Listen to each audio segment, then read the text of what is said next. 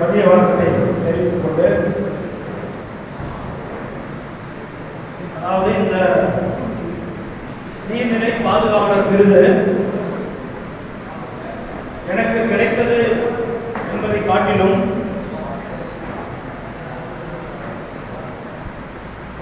இப்படி மாவட்டந்தோறும் ஒரு நபராவது இந்த நீர்நிலையை பாதுகாப்பதற்கான குறைந்தபட்சம் ஒரு முயற்சியை முன்னெடுப்பு எடுக்க வேண்டும் என்ற ஒரு எண்ணத்தை எனக்கு கொடுத்திருக்கிறது. உதாரணமாக எனக்கு நான் தனியாக கிட்டத்தட்ட ஐயா அவர்கள் சொன்னது போல ஒரு 20 ஆண்டுகள் 25 ஆண்டுகள் தனியாக சில வேலைகளை செய்திருந்தாலும் ஒரு கிட்டத்தட்ட ஒரு 10 ஆண்டு காலம் முன்பு முதன் முறையாக நமது 10 ரூபாய் இயக்கத்தினுடைய பொதுச் செயலாளர் வழக்கறிஞர் நல்வினை விஸ்வராஜ் ஐயா அவர்களை சந்திக்க ஒரு வாய்ப்பை ஏற்படுத்தி கொடுத்தார். அதுல முதல் நபராக எனக்கு வந்து வள்ளலாருடைய மன்றத்தினுடைய ஒரு உறுப்பினராக இருந்த தட்சிணாமூர்த்தி என்பவரை அந்த நாடலூர் கேட்டில் இருக்கக்கூடிய அந்த ஆவின் பாலகத்தில் அவர் உட்கார்ந்திருந்தார். நம்ம 10 ரூபாயினுடைய உறுப்பினராகவும் பொறுப்பாளராக இருக்கக்கூடிய சுபகார்த்திகேயன் அவர்கள் இது மாதிரி ஒரு தமிழ் ஆர்வலர் இருக்கிறாரு, வாங்க அவரை போய் சந்திப்போம் அப்படின்னு முதல்ல கூட்டிட்டு போனோம். ஏன்னா இது சுருக்கமான வரலாறாக சொன்னாதான் இந்த நிலைமைக்கு நாம் வந்திருக்கிற ஒரு செயல்பாடுகள் எல்லோருக்கும் தெரியணும். அப்போ தட்சிணாமூர்த்தியை போய் சந்திக்கிறோம். அவர் வந்து ஆங்கிலம் கலக்காத, அதாவது ஆங்கிலம் மட்டுமல்ல பிற மொழி கலக்காமல் தமிழ் மொழியில ரொம்ப, அதாவது அவர் பேசுறது கேட்கும் போது ஏன்னா நம்ம தமிழ்நாட்டில் பிறந்திருக்கோம், நாம தமிழ் வார்த்தைகள் பாதி ஆங்கிலத்தை கலந்துக்கிறோம், மற்ற மொழிகளை பேசுறோம், ஏதோ ஒன்று பேசுறோம். ஆனா இவர் எந்த மொழியும் கலக்காமல் தமிழ் மொழி நல்ல உச்சரிப்போடு பேசுறாரு அப்படின்னு ஒரு நட்பு ஏற்பட்டது. அப்ப அவர் எனக்கு ஒரு நூல் பரிசு கொடுத்தாரு. நானும் அப்படி சில படிப்பேன். அதன் தொடர்ச்சியாக எனக்கு சில வழக்குகள் சார்பாக சில சிக்கல்கள் இருந்தது. அப்போ சுபகார்த்திகேயன் ஐயா சொன்னேன், நீங்க வாங்க, நமக்கு வந்து நல்ல வழக்கறிஞர் ஒருவர் இருக்கிறார், நான் அறிமுகப்படுத்துறேன் அப்படின்னு தமிழையாவும் சுபகார்த்திகேயன் ஐயாவும் இருவரும் சேர்ந்து நல்வினை ஐயா விஸ்வராஜ் ஐயாவா அலுவலகத்தில் கூட்டிட்டு போய் காட்டினாங்க. நீங்க தான் இவர் தான் நம்ம வழக்கறிஞர், இவர்கிட்ட நீங்க உங்க வழக்குகளை கொடுங்க, உங்களுக்கு என்ன தேவையோ அதை வந்து செய்து கொடுப்பாரு அப்படின்னு சொல்லி எனக்கு போய் சேர்த்து விட்டார். அப்ப நான் இதுக்கு முன்னாடி தனிநபராக நான் வந்து இந்த சமூகத்தில் வந்து ஐயா சொன்னது போல, அதாவது பெரியார் சார்ந்த கருத்துக்களாகட்டும் அல்லது இந்த சமூகத்துக்கு ஏதாவது நல்லது செய்யணும்னு நினைக்கிற கருத்துக்களாகட்டும் முன்னெடுப்பதற்கு ஒரு தனிநபராகவோ அல்லது ஒரு 2 நபர்கள் சேர்ந்தோ செயல்பட்டது உண்டு. ஐயா அவர்களோடு சேர்ந்த பிறகு தொடர்ச்சியாக அதுக்கு முன்னாடி வந்து தகவல் அறிவு உரிமை சட்டம் என்ன அப்படிங்கிறது தெரிஞ்சாலும் கூட அது எப்படி பயன்படுத்துவது என்பது கூட எனக்கு தெரியாது உண்மையா. ஆனா எனக்கு ஆர்வம் உண்டு, ஏதாவது இது மாதிரி புதுசா இருந்தா அதை செய்யணும்னு நினைப்பேன். அப்ப ஐயா அவர்கள் சொன்னாரு, இந்த தகவல் அறிவு உரிமை சட்டத்தை பயன்படுத்தினால் முழுமையாக நாம் வந்து லஞ்சத்தையும் ஊழலையும் ஒழித்து விடலாம் அப்படின்னு ஒரு கருத்தை கொடுத்தாரு. அப்ப நான் நினைப்பேன், அதுக்கு முன்னாடி நான் லஞ்சம் கொடுக்காம எப்படியாவது நம்ம வேலைகளை தனக்கான வேலைகளை பண்றோம், எனக்கான வேலைக்காக தான் முதல்ல வரேன். அப்போ நாம படுற கஷ்டத்தை பார்த்துதான் மற்றவங்களும் இப்படி படுவாங்கன்னு தெரிஞ்சுக்கிட்டு பொது விஷயத்தை இதை முன்னெடுக்கணும் அப்படின்னு அன்னைக்கு தான் நான் முன்னெடுத்தேன். அப்போ அதன் தொடர்ச்சியாக ஒரு 5 ஆண்டு ஒரு கிட்டத்தட்ட ஒரு 6-7 ஆண்டுகளுக்கு முன்னாடி காந்தியத்தின் பால் எப்போதுமே கதராடையை பயன்படுத்துவது, உடைய சட்டை போட்டுக்கிறது உண்டு. வெளிநாடுகளில் பையன் சொன்ன மாதிரி மேலை நாடுகளுக்கு போகும்போது அரசாங்கத்துறை ரீதியாக கூட நான் போய் யோகா சார்ந்த முகாம்கள் நடத்தி கொடுத்துருக்கேன். மலேசியாவோட பினாங்கு மாநிலத்தில் இந்து சமயத்தினுடைய அறக்கட்டளை சார்பாக அங்கே வந்து அரசு முறையா தமிழ்நாடு, அதாவது இந்திய அரசும் மலேசிய அரசும் நடத்திய முகாம்கள், இயற்கை வாழ்வியல் முகாம் வந்து அரசாங்க விழா, அதாவது முகாமாகவே நான் பங்கெடுத்து என்னை அழைத்திருந்தார்கள். தமிழ்நாட்டிலிருந்து சிறப்பு அழைப்பாளராக கிட்டத்தட்ட ஒரு 17 முறைக்கு மேற்பட்ட பயணம் மேற்கொண்டிருக்கு மலேசியா மட்டுமே. சிங்கப்பூருக்கும் அதே மாதிரி இந்தோனேசியா, ஸ்ரீலங்கா, நம்ம இந்தியாவில் அந்தமான் போன்ற பல்வேறு பகுதிகளுக்கு போயிருந்தாலும் கூட அப்பெல்லாம் நான் நினைப்பேன், இங்கே பார்க்கும்போது அந்த நாட்டில் மதிப்பு கொடுத்து நம்மளை அரவணைக்கிறாங்க. நம்ம போனால் ரொம்ப அவங்களுக்கு வந்து தமிழ்நாட்டில் வந்துருக்கீங்களா, யோகாவுக்கு வந்திருக்கீங்களா, இயற்கை சார்ந்த உணவு வகைகளுக்கு வந்திருக்கீங்களா அப்படின்னு பெருமை. அது இல்லாமல் அவங்க நம்ம ஊக்கத்தொகையா கிட்டத்தட்ட என்னை அங்கேயே தங்கிக்க சொன்னாங்க. நீங்கள் வந்து இந்த ஓராண்டாவது குறைஞ்சது தங்கி இருந்து எங்களுக்கு வந்து பயிற்சி முறைகள், இயற்கை உணவு முறைகளும் வாழும் கலைகள் சார்ந்த விஷயங்கள், யோக பயிற்சிகளை கொடுத்தீங்கன்னா உங்களுக்கு மாதந்தோறும் குறைந்தபட்சம் நம்ம நாட்டு பணம் 3 லட்சம் ரூபா உங்களுக்கு வந்து மதிப்பூதியமாக கொடுப்போம். இது இல்லாமல் நீங்கள் எங்கேயாவது போய் நடத்துறீங்களோ அங்கே அவங்க தனியாக கொடுப்பாங்க அப்படின்னு எனக்கு அங்கே இருந்த நம்ம தமிழ்நாடுடைய, அதாவது இந்தியாவுடைய அமைப்பு சார்ந்த முறையில் எனக்கு டிக்கெட், விமான டிக்கெட் போட்டு தங்குமிடம் அந்த வசதிகள்லாம் செய்து கொடுத்து எனக்கு செஞ்சுருந்தாங்க. அதில் யோகா தினம் இந்திய அரசு அறிவிச்சதை விட முதல் வருஷமா அங்கே வந்து 2018 அப்போ ஐக்கிய நாட்டில் இப்போ நிரந்தர உறுப்பினராக இருக்கிறாரு திருமூர்த்தின்னு சொல்லி, டிஎஸ் திருமூர்த்தி. அப்படி அடிச்சோம்னா இப்போ நமக்கு கூகுள் அடிச்சாவே காட்டும். அந்த டிஎஸ் திருமூர்த்தி அவர்கள் இந்தியாவுடைய அங்க ஹை கமிஷனர் ஆஃப் இந்தியா, அதாவது அது தமிழ்ல நாம என்ன சொல்றதுன்னா துணை தூதர், இந்தியாவுடைய துணை தூதர். அவரும் இந்திய அரசும் மலேசிய அரசும் இணைந்து அரசு விழா ஒன்று வச்சாங்க. அங்க பெரிய அந்த இடத்தினுடைய பேர் எனக்கு உடனே சொல்ல தெரியல. மலேசியாவில் எல்லா அரசு விழாவும் அங்கதான் நடக்கும். அந்த இடத்துல அரசு விழாவா நடத்தினாங்க. அப்போ அந்த மேடையில சான்று இருக்குது, நான் வீட்டில் வச்சு எடுத்துட்டு வர மாட்டேன். அரசு முத்திரையோடு, மலேசிய அரசு முத்திரையோடு, இந்திய அரசு முத்திரையோடு டிஎஸ் திருமூர்த்தி அவர்கள் எனக்கு அந்த சான்றிதழை வழங்கி, இந்தியாவிலிருந்து குறிப்பாக தமிழ்நாட்டிலிருந்து வந்து நீங்க சிறப்பித்திருக்கிறீர்கள், யோகாவுக்கான சிறப்பு விருந்தினராக நீங்க இந்த நிகழ்ச்சியில் பங்கெடுத்து சிறப்பிக்கணும்னு கேட்டு, அன்னைக்கு அவர் அந்த பதவியில் இருந்தாரு. அதன் பிறகு அவர் ஐக்கிய நாடுகளுடைய நிரந்தர பிரதிநிதியாக மாறிட்டார். இப்படி எல்லாம் நான் போனாலும் கூட எனக்கு ஒரு ஐயம் இருக்குது. வெளிநாடுகளில் நம்ம இப்படி மதிப்புகள் கொடுக்குறாங்கன்னா அது நமக்கான மதிப்பு இல்லை, அது யோக கலைக்கும் இயற்கைக்கான கலைகளுக்கான மதிப்பாக இருக்குது. நம்ம நாட்டில் குறிப்பாக நம்ம ஊரில் இதெல்லாம் யாரும் மதிக்க மாட்டேங்கிறாங்க, முன்னெடுக்க மாட்டேங்கிறாங்களே அப்படின்னு. மேலும் பார்த்தீங்கன்னா அந்த பகுதியில் அந்த நாடுகளில் லஞ்சம் கிடையாது, ஊழல் கிடையாது, அப்படி ஏதாவது ஒரு 2 இருக்கும் மறைமுகமாக இருக்கும். நம்ம நாட்டில் எதுக்கு எடுத்தாலும் இதுவே இருக்குது அப்படின்னு யோசிச்சு பார்த்த பிறகுதான் வெளிநாடுல செய்யற வேலையை காட்டணும், இங்கு உள்நாட்டில் நாம் இந்த வேலையை செய்யணும், குறிப்பாக நாம் வாழும் கிராமத்தில் இதை செய்யணும் அப்படின்னு நினைச்சு வெளிநாடுகள் பயணத்தை இப்பயும் இருக்கான வாய்ப்புகள். ஆனால் என்னோட குழந்தைகள் இருக்கிறதுனால நான் அதை வந்து அதிகமான கவனம் செலுத்த முடியல.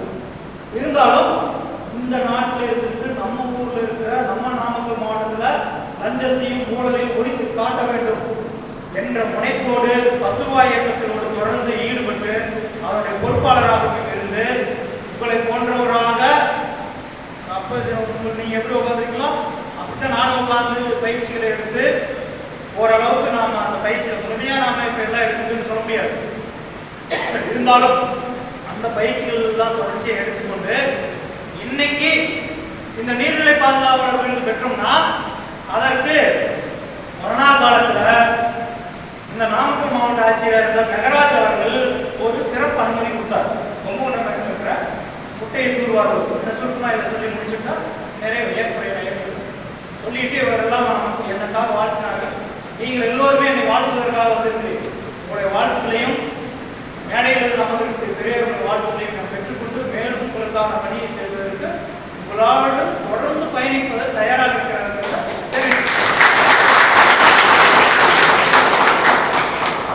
மெகராஜ் அவர்கள் ஐயா, கொரோனா காலத்தில் நாங்கள் சும்மா தான் இருக்கிறோம், இந்த மாதிரி குட்டை வந்து குளங்கள் தூர்வாராமல் இருக்குது, இந்த சமயத்தில் நாங்கள் தூர்வாரிக்கிறோம் அப்படின்னு தொலைபேசி வாயிலாக கேட்டாங்க.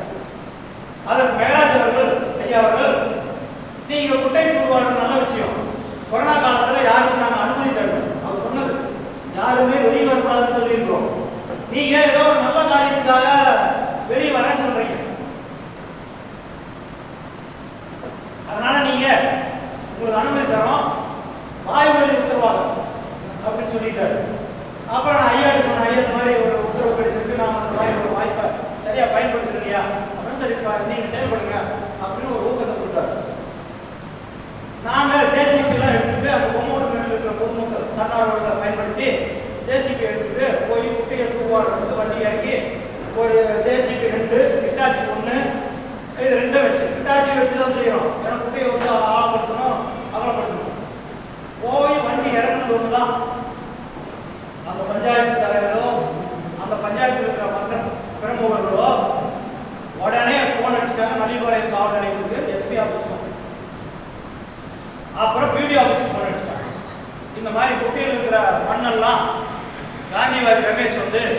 அள்ளி விற்கிறாரு, அப்படி திருடுறாரு அப்படின்னு ஒரு புகார் கொடுத்தாங்க.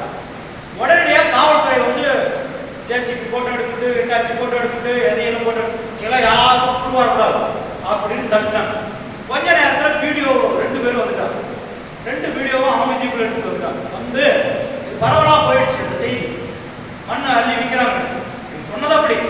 அப்போ அவங்களும் வந்தாங்க. அவங்களும் வந்ததுக்கப்புறம் வீடியோலாம் வந்ததுக்கப்புறம் நீங்கள் அள்ளப்படாதுங்க அப்படின்னாங்க. அப்போ நான் சொன்னேன், எங்கள் பேருக்கு யார் மாவட்ட ஆட்சியர் வாய்மொழி உத்தரவா எனக்கு வந்து சொல்லியிருக்காரு. அந்த அடிப்படையில் தனியார்கள் வச்சு இந்த குட்டையை தூர்வாரணம் மட்டுமே இருக்கிற நீர்நிலைகள் வந்து தேங்கி அதுக்கு போரோ அல்லது கிணற்றுகளோ நீர் வசதி கிடைக்கும். அதுக்கான வேலை தான் சும்மா இருக்கிறதுக்காக ஒரு வேலையை செய்யணும் அப்படின்னா. அப்போ அவங்க என்ன சொன்னாங்கன்னா, இல்லை மாவட்ட ஆட்சியர் உங்களுக்கு வாய்மொழி உத்தரவா இருக்கிறது எங்களுக்கு தெரியாது, எங்களுக்கு அதெல்லாம் தெரியாது, நீங்கள் வரக்கூடாது.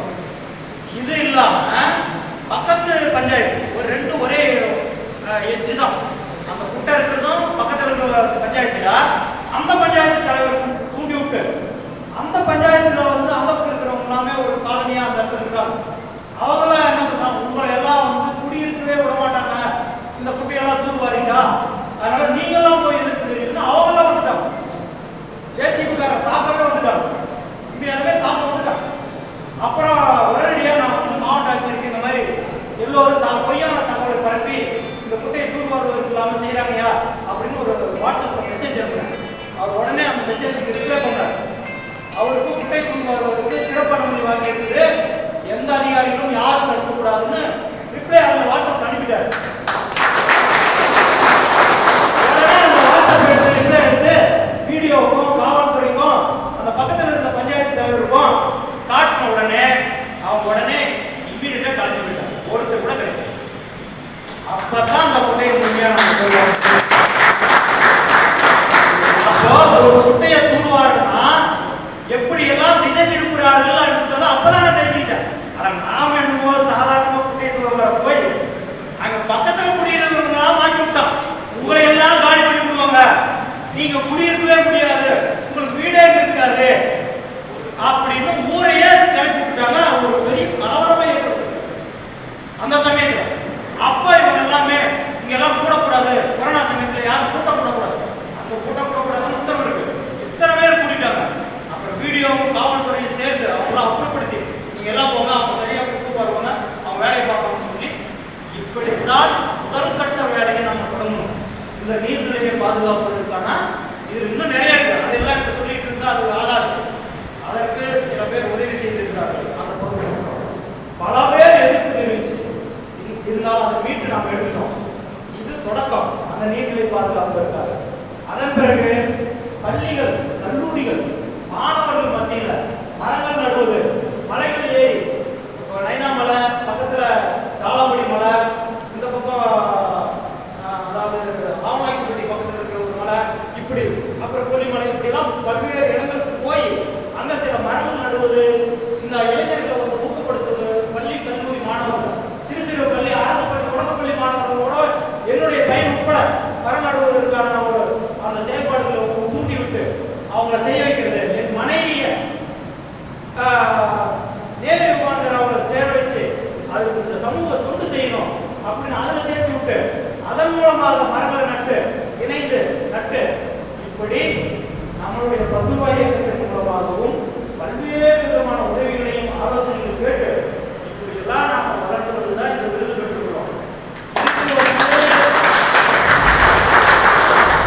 தமிழ்நாடு அரசு கொடுத்திருக்குன்னா எந்த பரிந்துரையும் கிடையாது. நமக்கு எனக்கு கொடுத்த இந்த விருதுக்கு யார் பரிந்துரையும் கிடையாது. மாவட்ட ஆட்சித்தலைவர் அன்னைக்கு அதாவது விண்ணப்பிக்க சொன்னாங்க. இணையத்தில் விண்ணப்பித்தோம். விண்ணப்பிச்ச உடனே நேர்காணல் பண்ண சொன்னாங்க. 30 வகையான அலுவலர்கள், வனத்துறை உட்பட, சுற்றுச்சூழல் சுகாதாரத்துறை உட்பட ஒவ்வொரு துறையிலிருந்து 30 பேரும் மாவட்ட ஆட்சியர் அலுவலகத்தில் உட்கார்ந்து இன்டர்வியூ எடுக்கிறாங்க. நீங்க என்ன வேலை செஞ்சீங்க? 40% 34 வகையான பணிகள் நாங்கள் செய்தோம். மரங்கள் நட்டோம், தூர்வாரினோம், குப்பைகளை எல்லாம் அகற்றணும். ஏன்னா சாலை ஓரங்கள் கொண்டாந்து இறைச்சி கழிவுகள்லாம் போட்டு அசிங்கப்படுத்திடுவாங்க, அதையெல்லாம் நாங்கள் எடுத்தோம். இப்படி எல்லாத்தையும் 45% மூலம் காட்டி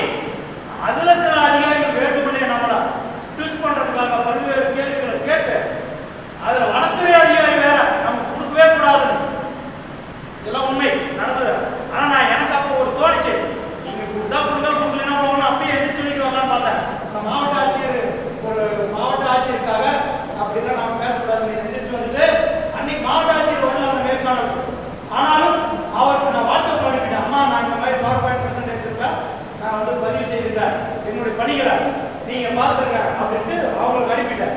அவங்களும் நான் இதை வந்து அவங்க ரிப்ளை பண்ணேன். அது என்ன பண்ணாங்கன்னா ஒரு நல்ல வார்த்தை போகுது, அது நோட்டடுன்னு போட்டு எனக்கு ஒரு பதில் அனுப்பிட்டேன். நோட்டடுன்னு போட்டு அனுப்பிட்டேன். அதன் பிறகு அவர்கள் இவர்கள் போட்ட மதிப்பெண்ணும் அவர்கள் மாவட்ட ஆட்சியர் கூடுதலாக போட்ட மதிப்பெண்களும் தான் இந்த விருதை வந்து பெறுவது.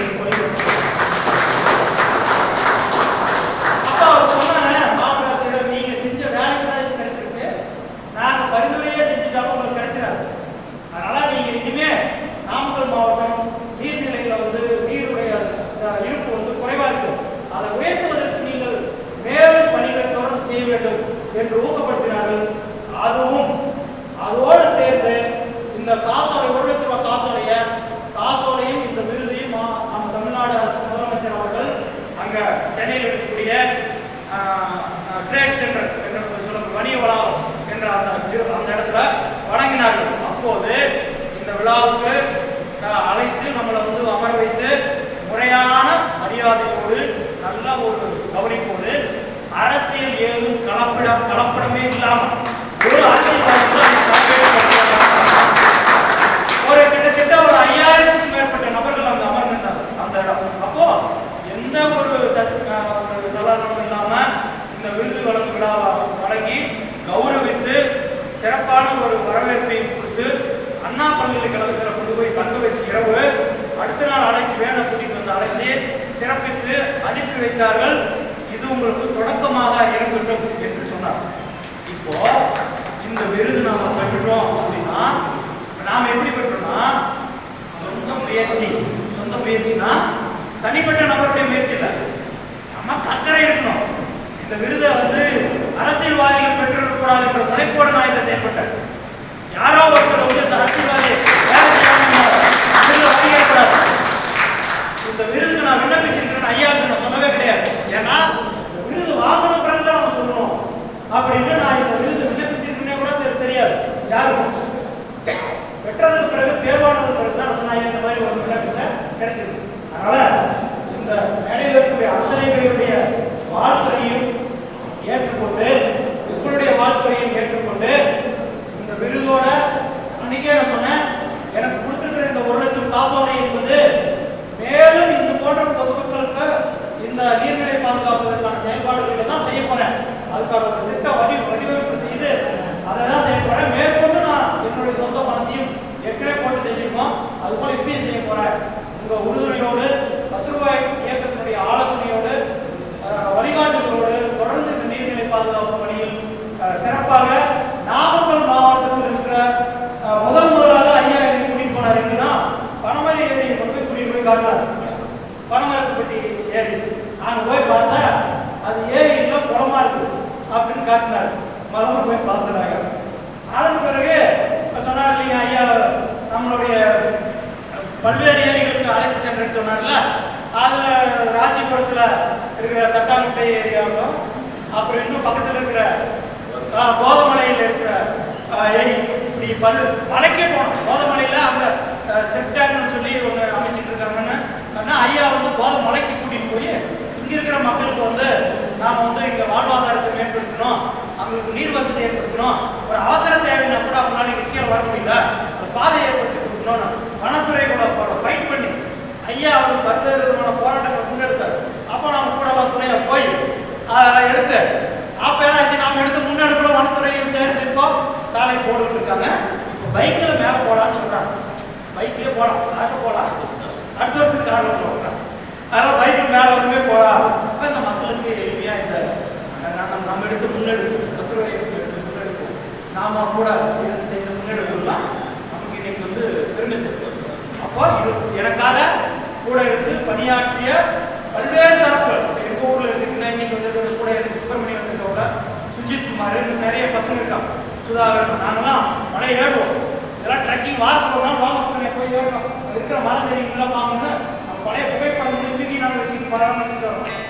அப்போ இது போல எனக்காக உதவிய அத்தனை நல்லுறவர்களுக்கும் தமிழ்நாடு அரசுடைய முதலமைச்சராக இருக்கக்கூடிய தற்போது இருக்கக்கூடிய மாண்புமிகு மு.க. ஸ்டாலின் ஐயா அவர்களுக்கும் மாவட்ட ஆட்சித்தலைவருக்கும் உள்ளிட்ட அந்த தேர்வு குழுவினருக்கும் இந்த நேரத்தில் நாம் நன்றி தெரிவித்துக் கொள்கிறேன். இன்னும் சொல்லப்போனா மாவட்ட ஆட்சித்தலைவருக்கோ அல்லது தமிழ்நாடு முதலமைச்சருக்கோ உண்மையான விஷயத்தை கொண்டு போய் அவருக்கு நேரடியாக சேர்த்தாங்கன்னா தமிழ்நாட்டை வேறு விதமாக மாற்றி காட்டுவது தயாராக இருக்கிறார். ஆனால் பக்கத்தில் ஆள் உதாரணத்துக்கு ஒருத்தருக்கு லஞ்சம் வாங்கினாருன்னா அந்த லஞ்சம் வாங்குறத முதலமைச்சருக்கு நேராக போய் சொல்லுவாங்கன்றீங்களா? இங்க இருக்கிற கட்சிக்காரங்களே அமைக்கிறாங்க. அப்ப அவருக்கு எப்படி தெரியும்? அப்ப ஏழை மக்கள் லஞ்சம் வாங்காமல் ஒரு செயல் நடக்கிறதா என்பது கூட அவருக்கு தெரியாமல் இவங்க மறைச்சு வச்சுட்டு இருக்கிறாங்கன்னா என்னைக்கு இந்த லஞ்சத்தை ஒழிக்க முடியும்? இந்த ஊழலை எப்போது ஒழிக்க முடியும்? ஒழிப்போம், உறுதியாக ஒழிப்போம். குறைஞ்சபட்சம் நாமக்கல் மாவட்டத்தில் இருக்கிற ஒவ்வொரு அரசு ஊழியர்களும் லஞ்சம் கை நீட்டி வாங்குறதுக்கோ ஒழிச்சுட்டு வாங்குறதுக்கோ பயப்படுற காலம் ரொம்ப நாள் இல்லை. இந்த ஆண்டு இப்ப இருந்து நாம் உறுதியேற்போம். அவனா ஒருத்த கூட கையில் வாங்கக்கூடாது, லட்சத்துல ஜிபே கூட வாங்கக்கூடாது. சாதாரணமாகவே நம்ம கூடாது. உங்க வேலையை கொடுத்தா சேர்த்து சம்பளம் தரும். உனக்கு என்னத்துக்கு லஞ்சம்? இந்த லஞ்சத்துல வாங்கி திங்கிறதுக்கு தான் உனக்கு வந்து உங்க வேலையை பண்ணிட்டு இருக்கீங்களா? வேலையை கொடுத்து கொடுத்த வேலையும் வேற வேலை போய் பார்க்கணும். லஞ்சம் வாங்குறதுக்கு 1000 வேலை இருக்குது, அந்த வேலையை போய் பார்க்கணும்.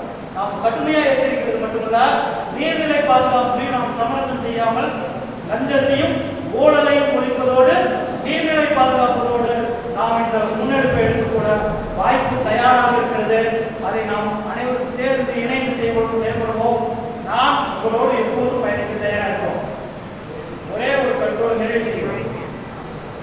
என்ன போல உங்களுக்கு எல்லா அக்கறை இருக்கும். நேருக்கு நேரம் கிடைக்கிறது, கொஞ்சம் நேரம் எடுத்து ஒதுக்கி வர சில பேருக்கு முடியாமல் இருக்கலாம்.